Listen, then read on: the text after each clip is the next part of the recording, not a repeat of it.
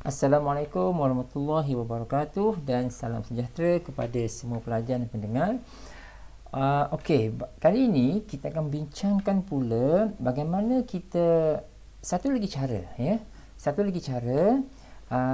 macam mana kita nak mendapatkan solution of second order differential equation. So jadi dalam teaching video sebelum ni kita dah bincangkan banyak benda kan, macam mana kita nak cari the solution of second order DE ini. Cuma kali ini kita ada extra, maksud dia ada alternative method yang mungkin lebih mudah dan mungkin lebih susah in comparison dengan kaedah yang kita belajar sebelum ini. Baik, nama kaedah ini adalah variation of parameters, the method of variation of parameters. Ya, ini adalah salah satu cara untuk kita menyelesaikannya. Baik, cuba kita lihat dahulu apa bentuk soalan yang kita boleh gunakan pendekatan ini. Kita tengok dua contoh kat sini, nanti kita lihat. Baik, ini adalah satu contoh dia. Nampak tak? Ya, y double prime tambah y 6y prime plus 8y equal to exponent power of negative 2x. Jadi sebelah sini adalah dia non-homogeneous yang mempunyai term dia adalah eksponen. Dan sebelum ini kita dah belajar kan, kalau kan dia ada tiga cara. Dia ada tiga benda kan. Satu adalah jika dia adalah polinomial, jika dia adalah eksponen, ataupun dia adalah trigo. So selain daripada itu, kita juga telah belajar jika berlaku sebelah kanan ini adalah combination. So adakah combination ini kita boleh cara yang kita baru nak belajar ini juga boleh menyelesaikan any type of combination? Jawapannya ya. Ya, jawapannya memang boleh. Okey, contohnya adalah yang ini. Yang ini iaitu kita ada y double prime minus 4y prime plus 4y sama dengan, nampak tak? Polinomial times dengan darab dengan eksponen. So yang ini pun boleh juga kita gunakan kaedah yang baru yang kita nak belajar kali ini untuk menyelesaikan problem yang macam ini. Okey ya. Baik. Apa rupa bentuk penyelesaian dia? Okey, kita cuba bottom up. Maksud dia kita tengok last kali sebenarnya kita nak dapatkan apa. Okey ya. Ini dia. Ini sebenarnya yang last kali, maksud dia kita nak dapatkan the general solution. So itu iaitu kita ada y sama dengan u y1 tambah v y2. Jadi kalau kita perhatikan, kita ada 4 benda kat sini. Dan keempat-empat benda ni kita tak tahu dan kita perlu cari, iaitu u, y1, v dan y2. Ya. So daripada mula lagi nanti kita akan berusaha untuk mendapatkan keempat-empat benda ini. Y1 dan Y2, saya nak ingatkan, Y1 dan Y2 ini kita akan perolehnya dari YH. YH tu apa? YH tu adalah yang dari homogeneous solution tu. Ya. So cuma U dengan V ini yang perlu sedikit pengiraan. Baik, kita naik satu. Ini dia U dengan V tu. Y1 dan Y2 ni kita simpan kemudian. Ya. Nanti bila sampai kepada YH tu saya akan rujuk semula Y1 dan Y2 ni. Y1 dan Y2 ni kita dapat daripada awal lagi sebenarnya. Ya. Cuma U dengan V ni yang kita perlu, dia agak panjang pengiraan dia. Baik, ini adalah U dengan V tu. Ya. Ini adalah macam mana kita dapatkan U dengan V. Jadi kita lihat kat sini. U ni adalah negative integration of y2 darab fx over AW. Ya, AW dx, lepas tu plus A. Plus A ni datang kemudian lah, sebab dia ada, kan ini adalah integration kan. kan dia tak ada the lower limit and the upper limit, maka dia ada satu constant kat sini lah. Okay, so maknanya kita kena integrate yang ini, ya, kena integrate yang ini. Jadi apa lagi maklumat yang kita belum dapat? Kita tak tahu apakah A kan, dan kita pun tak tahu apakah W. Y1 dengan Y2 ni saya dah terangkan tadi. Ini adalah yang kita dapat daripada homogeneous. Okey, fx pun kita belum nampak lagi apa dia. Kita akan naik satu persatu.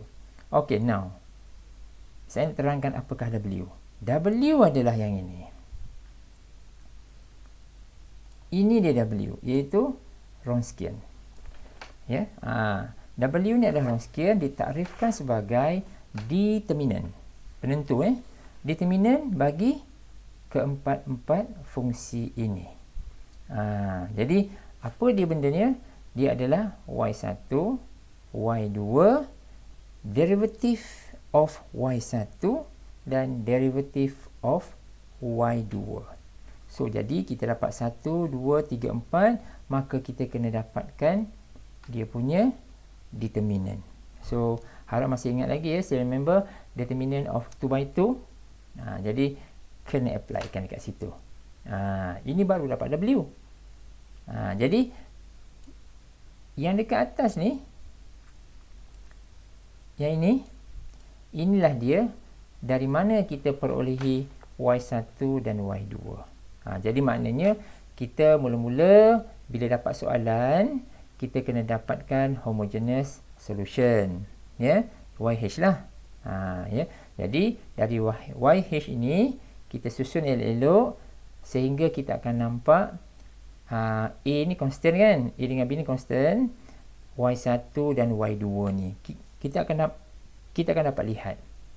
So jadi kita ada 1 dan ada 2. Inilah dia Y1 dan Y2. Okey, sekarang ni adalah apakah A dengan Fx? A dengan Fx adalah kita dapatkan dari soalan. Nampak tak? Katalah ini soalan. Ini adalah dia punya, yang sebelah kiri ini kita akan dapatkan kita akan dapatkan dia punya homogeneous solution kan. Sebelah kanan ini adalah non-homogeneous. Jadi determine A. A tu dari mana? A tu adalah perkali bagi Y double prime. Kalau dia 1, 1 lah. Kalau dia 2, 2. So kita hanya melihat koefisien, ya, perkali bagi Y double prime. Itu adalah A. Fx ini adalah yang non-homogeneous tu. Tak kisah dah letak sini satu eksponen ke, dia adalah combination ke, whatever lah, masukkan je ke sini. Jadi inilah dia semua maklumat yang kita perlukan, dan sebenarnya cara untuk kita kaedah alternatif ini sebenarnya telah pun disusun dengan baik, cuma pengiraannya sahaja yang agak panjang. Ya, so kita ulang semula. Dia start dengan apa? Dia start dengan question. Lepas tu we need to determine what is A, what is Fx. Semua nampak ya? Ini A, ini adalah Fx. Sebab kita akan gunakan tau. Lepas tu kita akan cuba find the homogeneous solution. So ingat semula macam mana kita nak dapatkan homogeneous solution, iaitu kita akan gunakan the left hand side. Selesaikanlah. Kita replacekan dengan M. Kita check ada nilai M tu ada berapa, ada 2 ke, ada 1 ke, dia adalah nombor kompleks kan.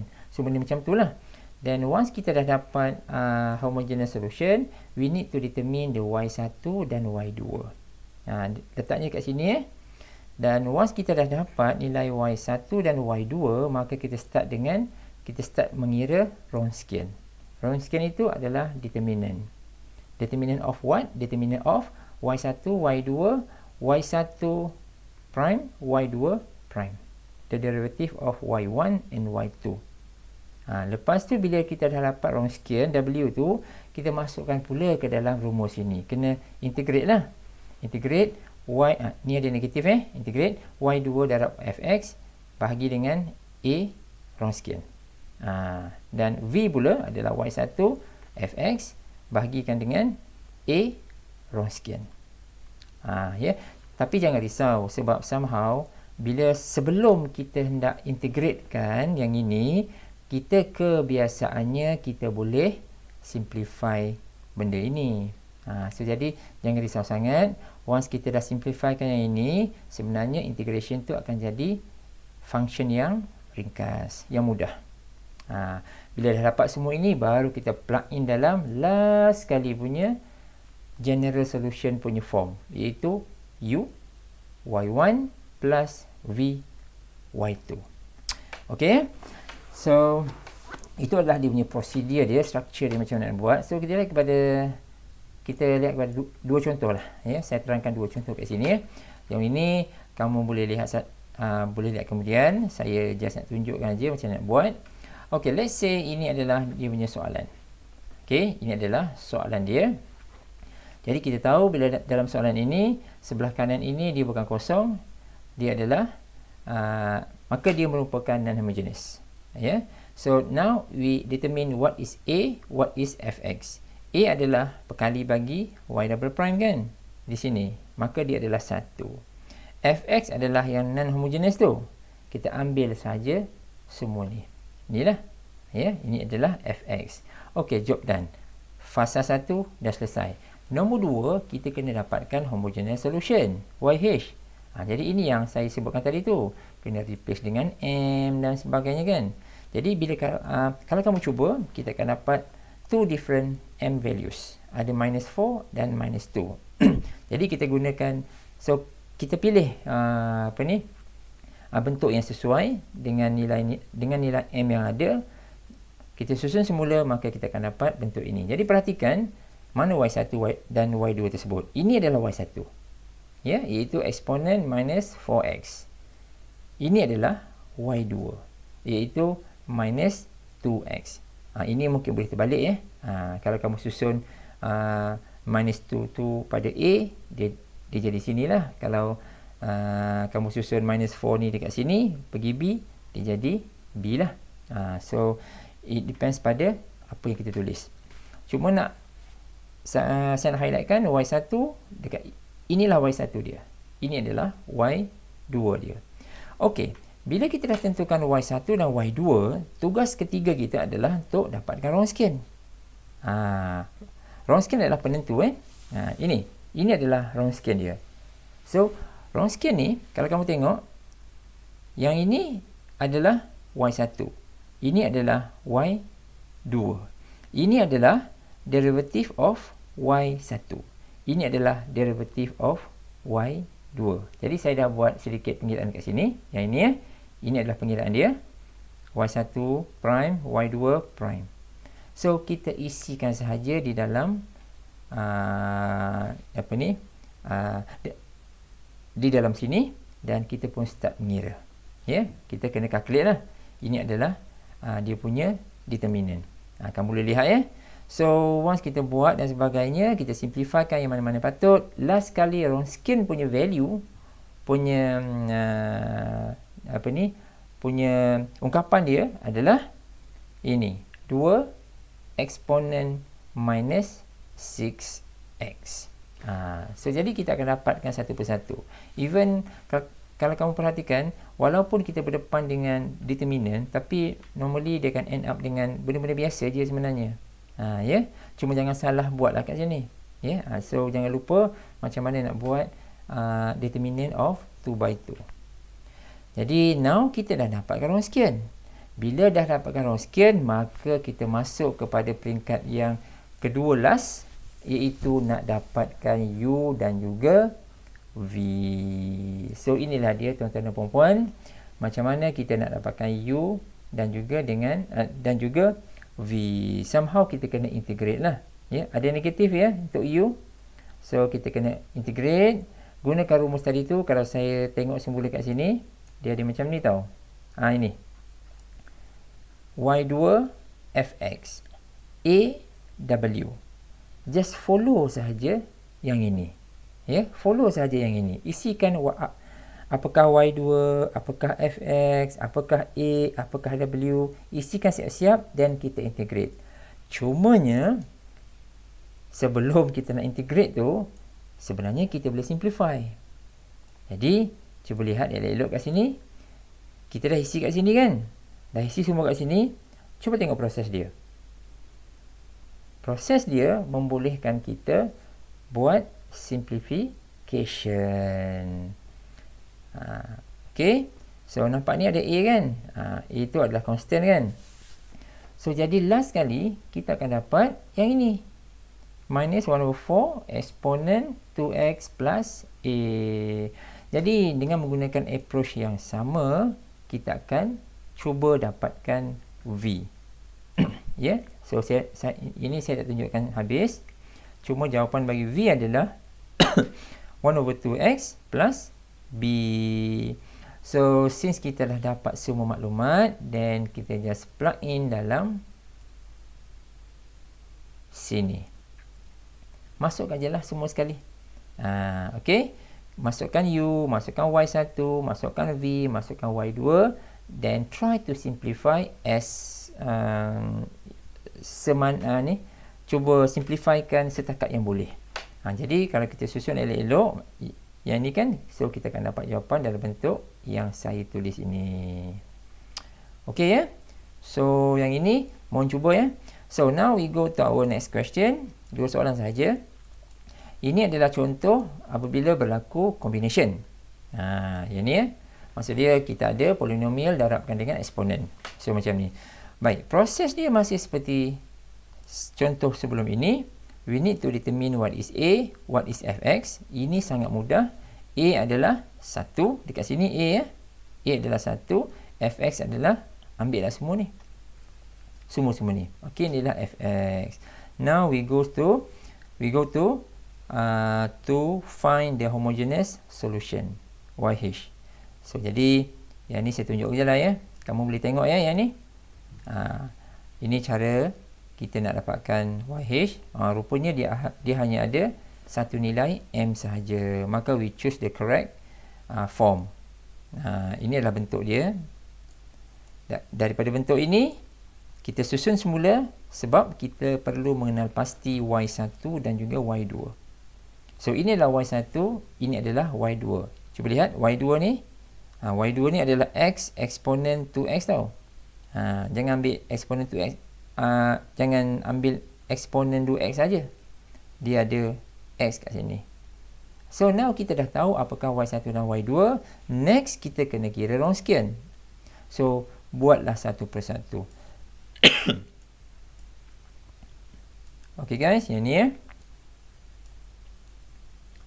Yang ini. So, ini kita kena kira dululah. Y1 and Y1 prime, Y2, Y2 prime. Then, kita buat Wronskian dia. Dapatkan 2/2 punya determinant. Kamu susun semula. Simplifikan semua sekali. Cuba tengok jawapan last dia. W itu sama dengan apa? Exponent 4x je. So, agak mudah lah kat situ. Ya, dekat sini. Okay, now bila kita dah dapatkan Wronskian, kita akan masukkan, kita perlu mencari U dengan V pula. U dengan V pula. So, ini adalah U penyertaan dia. Rumusnya telah pun ditetapkan ya. So, isikan semua-semua keperluan tersebut bagi U dan juga V dan simplifikan dia. Ya, simplifikan elok-elok kat sini, simplifikan elok kat sini. Yang boleh kita cancel, kita cancelkan. Yang mana boleh kita mudahkan, kita mudahkan. So, last kali kita akan dapat integration of x plus 1 sahaja. Dan finally kita dapat inilah. Ya, ini adalah U, ini adalah V. Dan kita dah hampir ke penamatnya. Sebab kita dah dapat semua benda, maka finally kita akan masukkan ke dalam sini. Panjang pula. Tak apa, yang panjang ni sebab kita nak simplifikan dia. Ni ya. So, kita ada ini.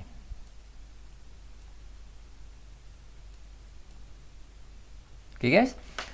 So, inilah rumus dia. Kita masukkan. Kita plug in aja. U apa, Y1 apa, V apa, Y2 apa. Kita masukkan. Tapi jangan tinggalkan jawapan dalam bentuk macam ni. Kena kembangkan lah. Kena kembangkan. So, kita susun elok-elok.